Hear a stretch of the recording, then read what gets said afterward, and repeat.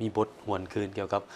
ของประชุมใหญ่ของพรรคเจ้าเนาะครั้งที่2นี่มีความเป็นมาคือใดมีเนื้อใดที่ว่าน่าสนใจวันนี้สามารถติดตามนำกันได้เจ้าพร้อมเดียวกันนั้นเขาก็จังมี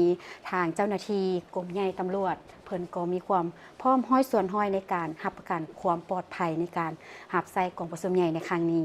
จ้ะแต่ไปที่พวกเขามาเริ่มที่คณะผู้แทนของประชุมใหญ่ผู้แทนทั่วประเทศครั้งที่12ของพรรคได้เข้าวางพวงมาลาและกระตาดอกไม้อยู่สถานที่สำคัญเพื่อแสดงความเคารพและฮู้บุญคุณต่อบรรพบุรุษที่เสียสละเพื่อชาติ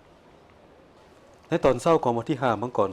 2026ก่อนดำเนินของประชุมใหญ่ผู้แทนทั่วประเทศครั้งที่12ของพรรคประชาชนปฏิวัติลาว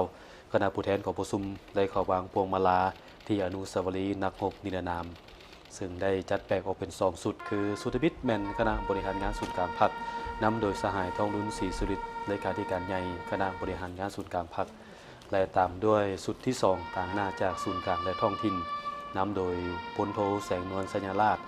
เลขาคณะบริหารงานพรรคสหพันธ์นักรบเก่าแห่งชาติลาว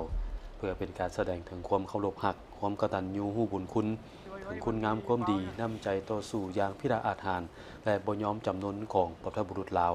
ก็คือบรรดานักรบปฏิบัติของลาวที่เสียสละชีวิตเลือดเนื้อเพื่อภารกิจปฏิบัติอย่างองอาจกล้าหาญภายใต้การนำพาสีน้ำของพรรคประชาชนปฏิวัติลาวจนสามารถญาติได้ชัยชนะและประกาศเอกราชสถาปนาเป็นสาธารณรัฐประชาธิปไตยประชาชนลาวจากนั้นคณะผู้แทนได้สืบต่อวางกระตาดอกไม้ที่หน้ารูปปั้นของประธานแกษรพรหมวิหารเพื่อแสดงความเคารพรักความกตัญญูรู้บุญคุณและสรรเสริญถึงคุณงามความดีและผลงานอันใหญ่หลวงของประธานแกษรพรหมวิหารที่ได้อุทิศตลอดชีวิตเพื่อผลประโยชน์รวมของชาติประธานแม่นนักรักชาติผู้ยิ่งใหญ่แม่นลูกผู้ประเสริฐของประชาชนลาวบรรดาเผ่าแม่นนักปฏิบัติผู้ดีเลิศเป็นผู้นำสูงสุดของการปฏิบัติลาวที่มีความปีศาจสามารถความฉลาดลักแหลมมีไหวพริบอันแหลมคมมีน้ำใจต่อสู้เด็ดเดียวเหนียวแน่นเป็นผู้นำที่แสนเคารพรักของพรรคของรัฐของประชาชน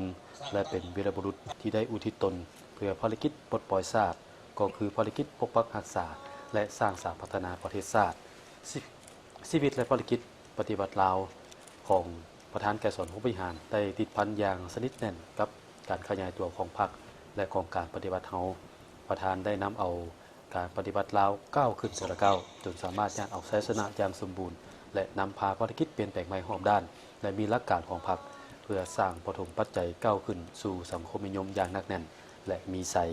พร้อมกันนั้นก็ยึดมั่นคำขวัญที่ว่าประธานไกรสอนพรหมวิหารที่แสนเคารพรัก